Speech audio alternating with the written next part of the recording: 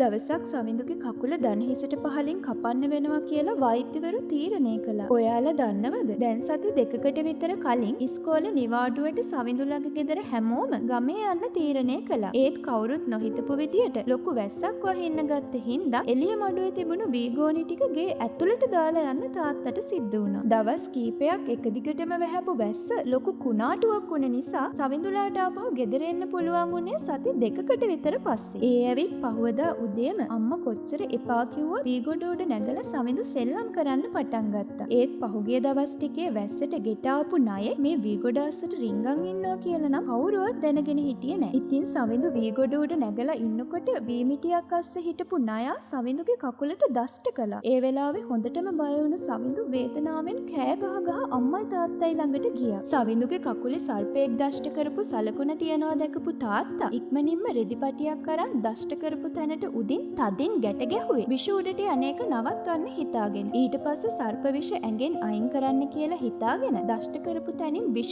උරලා ගෙදර තිබුණු තෙල් එකක් අරන් එතන ගාපු තාත්තා දවසක්වත් යනකම් මේ රෙදිපටිය ගලවන්න එපා කියලා අම්මටයි සවිඳුටයි අවවාද කළා. එදා හවස් වෙද්දි සවිඳුගේ කකුල හොඳටම ඉදිමිලා පුදුම විදියට රිදෙන්න ගත්තා. මුළු කකුලම දම් පාට වෙලා හැමතැනම වතුර වගේ පිරුණු ගෙඩි වගේකුත් මතුවුණා. ඒ විතරක් නෙමෙයි සවිඳුට ඇස් දෙක හරියට අරගන්නත් අමාරු වෙලා හැමදේම දෙක දෙක පේන්න පටන් ගත්තා. ඉතින් මේ නිසා හොඳටම බය වුණු අම්මයි තාත්තයි තවත් බලන් ඉන්නේ නැතුව එයාව හොස්පිටල් එකට අරන් ආවා. සවිඳුගේ කකුල කපන්න සිද්ධ වුණේ ඇයි කියලා දන්නවද? උග්‍ර විෂ සර්ප දෂ්ටනයකින් පසු එම ස්ථානයේ තදින් ගැට ගැසීම නිසා කකුලේ පටක සම්පූර්ණයෙන්ම මරණයට පත්වීමයි ඒට හේතුව. මේ සිදුවන්නේ කකුලට ලේ ගමනාගමනයේ අවහිර වීමත් විෂ වැඩි ප්‍රමාණයක් කකුලේ එක් ස්ථානයක එක් රැස් වීමත් හේතුවෙන්. එම නිසා මෙවැනි සර්ප දෂ්ටනයක් සිදු වූ විගස නිවැරදි ප්‍රථමාධාර ලබා දී හැකි ඉක්මනින් ළඟම ඇති රෝහලට රැගෙන ඒම මගින් රෝගියාගේ ජීවිතය බේරාගත හැකියි. මෙහිදී ප්‍රථමයෙන්ම රෝගියාව සංසුන් කරවන්න.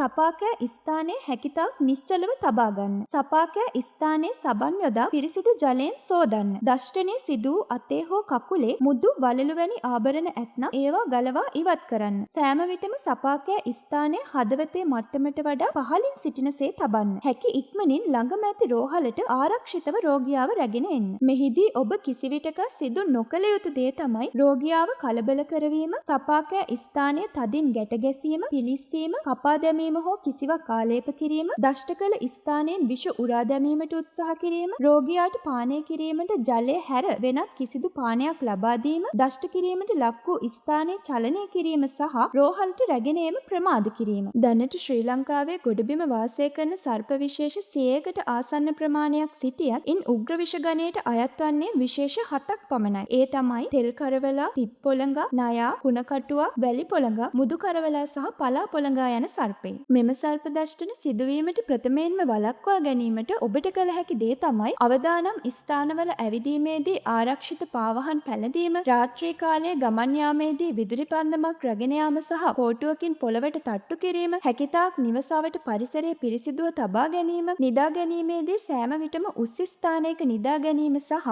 ආරක්ෂිත ආවරණයක් ලෙස මදුරු දැලක් භාවිත කිරීම. තවත් මේ වගේ වැදගත් වීඩියෝ එකකින් හම්බ වෙනකම් ඔයාලට සුබ දවසක්.